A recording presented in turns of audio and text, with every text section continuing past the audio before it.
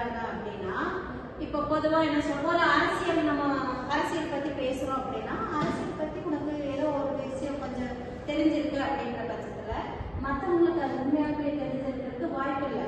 ஏன்னா உனக்கு தெரிஞ்சது அவங்களுக்கு தெரியணும் அப்படிங்கிறது இல்லை இல்லையா? இப்ப நீ அதை தயங்காம எடுத்து பேசும்போதே உனக்கு அந்த தலைமைத்துவம் தானா முதலில் வந்து தயக்கமாக தான் இருக்கும். அடுத்தது போக போக என்ன ஆகும், நம்மளையே டெவலப் பண்ணிக்கலாம். கொஞ்சம் கொஞ்சம் மெருகேற்றுற மாதிரி கொஞ்சம் கொஞ்சம் விஷயத்தெல்லாம் தேடி தேடி பேசும்பொழுது 10 பேர் நம்ம கவனிக்கிற இடத்துல ஒரு 100 பேர் கவனிக்கிற அளவுக்கு நம்மளால பேச முடியும். இது வந்து வெறுமனே 4 பேர் பார்க்குறாங்க, அட்டென்ஷனாக நம்ம மேல வரணும் அப்படிங்கிறதுக்காக இல்லை. இதுலேருந்து உங்களுக்கு இன்கம் கூட வரக்கு வாய்ப்புகள் இல்லை. இப்போ நிறைய அந்த சோசியல் மீடியால யூடியூபரெல்லாம் என்ன பண்றாங்க, ஏதோ ஒரு விஷயத்த கையில் எடுத்துட்டு அதை பத்தின ஒரு சினிமா பத்தி விமர்சனம் பண்றாங்க அப்படின்னா, அந்த சினிமாவை முழுமையா பார்த்ததுக்கு அப்புறம் அதுல இருக்கிற நல்ல கருத்துக்கள் மக்களுக்கு போய் சேரணும் அப்படின்றத எடுத்துக்குவாங்க இல்லையா? அதுல இருந்து எடுத்துட்டு மற்றவங்களுக்கு சொல்லும் போது என்னன்னா, இவங்க நல்லா சொல்றாங்க, இவங்களால நல்லா சொல்ல முடியுது, இந்த படத்தை நம்ம இந்த கோணத்துல பார்த்துருக்கலாம் அப்படிங்கிற ஒரு விழிப்புணர்வு நம்மளுக்கு ஏற்படுத்துறீங்க. இது எங்கிருந்து வருது? தலைமைத்துவத்திலிருந்து தான் வருது. அப்ப நீங்களும் என்ன பண்ணணும் அப்படின்னா, உங்களோட ஸ்கில் டெவலப்மெண்ட் பண்றதுக்கு என்ன பண்ணணும்னா, முதல்ல வந்து தயக்கத்தை தூக்கி போட்டுடணும். நமக்கு இருக்கிற பெரும் தப்பான ஒரு விஷயம் அப்படின்னா என்ன, 10 பேர் இருக்கும்போது நம்மளை மட்டும் கேட்குவாங்களோ அப்படின்னு நமக்கு ஒரு பயம் வரும் இல்லையா? இது என்னத்துல கொண்டு போய் வைக்க முடியும்?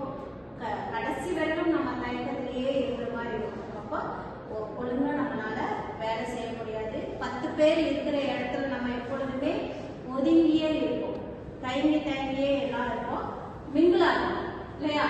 இது வந்து எப்படி சொல்ற, வேலை செய்யற இடத்துல மட்டும் இல்லை, படிக்கிற இடத்துல மட்டும் இல்லை.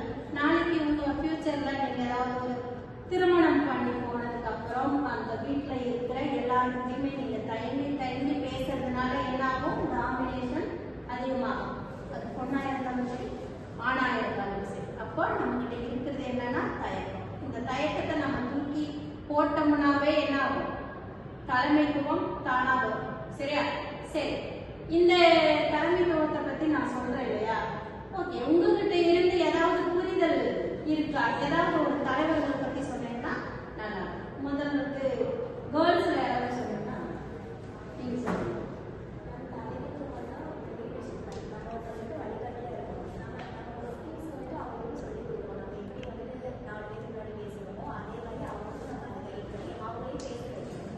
பேச வைக்கணும். நம்ம மட்டுமே பேசிட்டு இருந்தோம்னா அது அடுத்த நம்மள மாதிரி நிறைய பேர் பேசினாங்க. அப்ப அவங்களுக்கும் வந்துட்டு அவங்க மாதிரி இன்னும் நிறைய பேர் வருவாங்க. ஒருத்தர் பார்த்து மற்றவங்களும் வளர்ச்சி. ஓகே, நல்லா சொன்னீங்க. உங்களுக்கு ஒரு கைத்தட்டல். வாய்ஸ்ல யாரும் சொன்னீங்கன்னா நல்லா.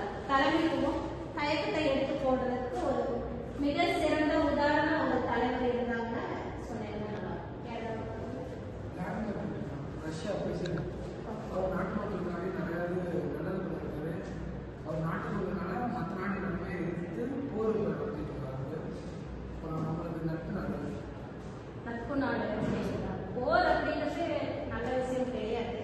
போர் என்ன காரணத்துக்காக சொன்னீங்கன்னா தலைமைத்துவம் நல்லதா இருந்தா இல்லைன்னு சொல்லுங்க. அவர் நாட்டுக்கு அச்சுறுத்தலா இருக்கிறதுனால, நாட்டாளுங்கிற ஒரு அமைப்பை அச்சுறுத்தலா இருக்கிறதுனால அதனால போர். அந்த நாட்டுக்கு அச்சுறுத்தல் இருக்கிறத வந்து தகர் தெரியணும் அப்படிங்கிறத வந்து எந்த இடத்துல அவர் நிரூபிக்கிறாருன்னா தலைமைத்துவத்திலிருந்து நிரூபிக்கிறார்.